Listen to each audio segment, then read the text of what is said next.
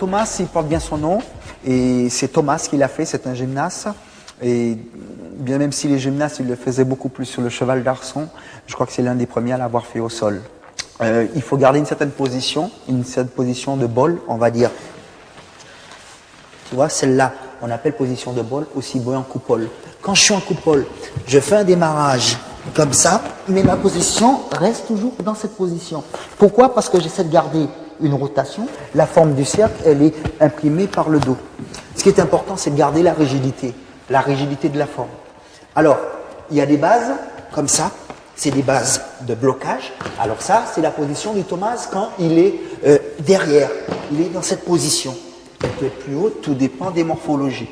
Alors, pour le Thomas, il y a plusieurs départs. Je vais prendre le départ le plus simple. Donc le plus simple, c'est d'abord, toujours dans le top rock, puisqu'on est des danseurs top rock, on garde l'axe pour bien bloquer le mouvement et bloquer le corps. On ramène le mouvement de la jambe en arrière et on donne une rotation extérieure qui ramène tout le corps dans le mouvement aérien.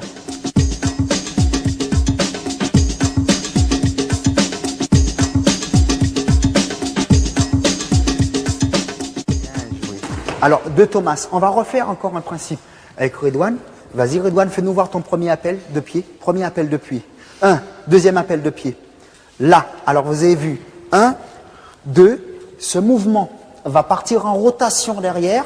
Tout en partant en rotation, la main transfère avec l'opposé et il va donner un appel sur cette jambe.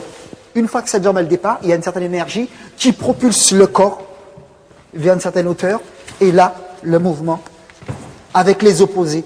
Alors, quand Redouane est dans cette position, quand il est dans les opposés, non seulement la tête, pour donner, donne un effet pour rentrer, donc il tire sur le dos, et là, avec le talon, il donne le revers. Le revers permet à donner encore plus la hauteur.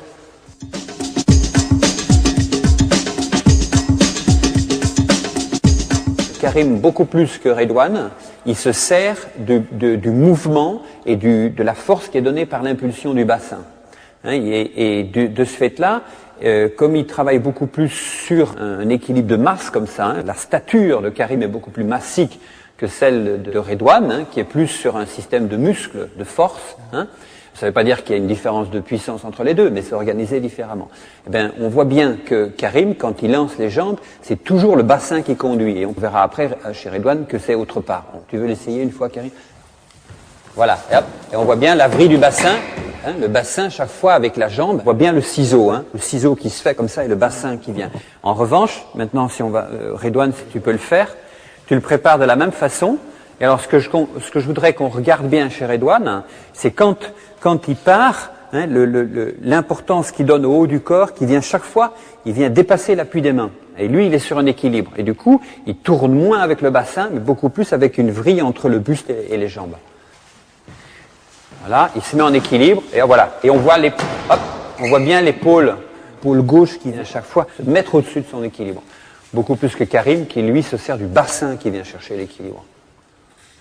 Au même mouvement, l'impulse est donné par le dessus du corps et par le bas du corps chez Karim. Et les deux sont justes. Si par exemple Redouane le travaille toujours par le haut, s'il a quelqu'un qui travaille par les jambes, qui n'y arrive pas par le haut, il faudra qu'il lui apprenne en accentuant le mouvement du bassin, en se servant de sa force à lui.